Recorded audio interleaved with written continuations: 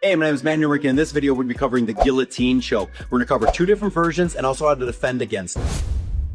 And I guarantee you, whether you're using it on someone or you're defending against it, it's an incredible way that you can save your own life and your own hide in a real life altercation. Let's cover the basic form of a guillotine choke. Now, I guarantee you the one other kind of version I'm going to show, not a whole lot of people know about. So this is a great little kind of learning experience for you guys to kind of up your game and really increase the quality of this very, very common choke. I'm going to take Don and put him over on this side of me. And this is just kind of you do a common, let's say, guillotine choke. This is where I think a lot of people have learned right here. We like to take things from, like, let's say, a pummeling standpoint, okay? It's not like he's standing there and I'm standing there and we just jump into it, right? A lot of times we're grappling, we're pulling, we're tugging on someone, right? Okay? And as we get into this move right here, this arm goes up and around someone's neck and then coming around right here under someone's throat, just like this. Now, let's take a look at how I'm holding my hands. This part of my hand right here is coming right to the throat. As I lock right here, my elbows are in and then I'm tugging up. That's what's creating the choke. So as I do this, I'm coming up and over here just like this.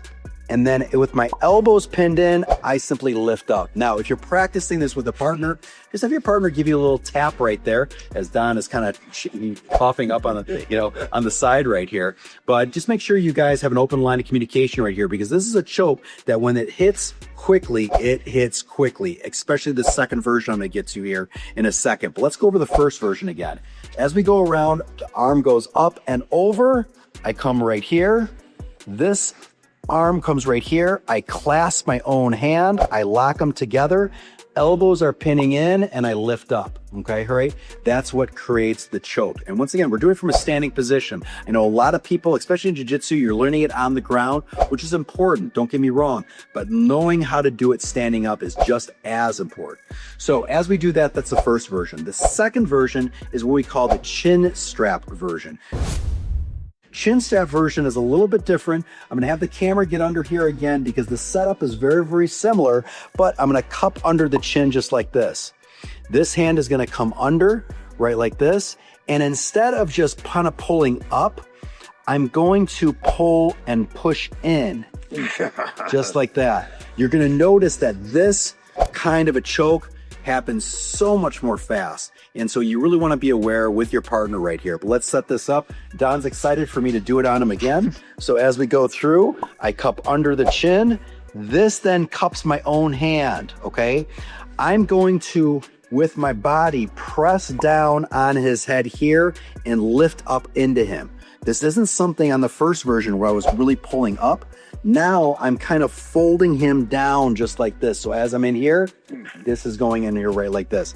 That is the chin strap version. So we have two different versions. You guys can go ahead and practice as far as that goes. But let's cover the defense, because this is something that we can see out in the street. You know, once again, scuffling with someone, our head gets down, this person wraps their arm around us and puts us in a choke. How do we get out of that? How do we get out on it?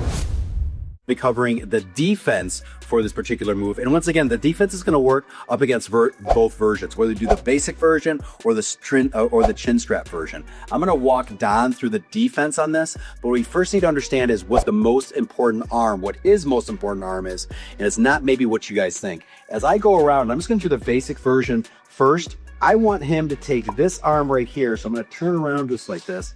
This arm is going to go through my arm, and that's going to allow me to really cut down on my leverage right here, okay? Then if I spin around this side, he's going to take his other hand, grab my wrist, okay, all right?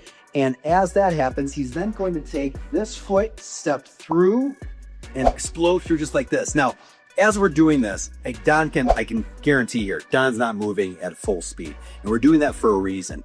If you really torque the way through and do a good strong step just like this, you're really going to hurt the person's shoulder. And I can say, I appreciate that from Don. But as we do that, let's take it from the other position right here. Okay, so I got the hold in just like this. His arm comes right through. Okay, then the other hand grabs my closest hand as he takes his outside foot, steps through and explodes through just like this.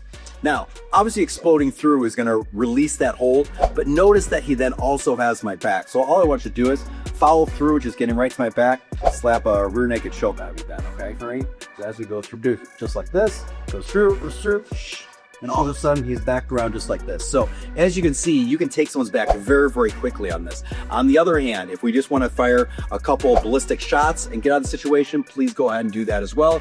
If we just find it an opportunity to simply escape, you might as well do that as well. My point is that this escape gives you all three options as far as that stuff goes. So this is the guillotine choke. We have the two versions. On top of that, then we also have the defense to it. Make sure you practice all of them, both offense and defensive. See you soon.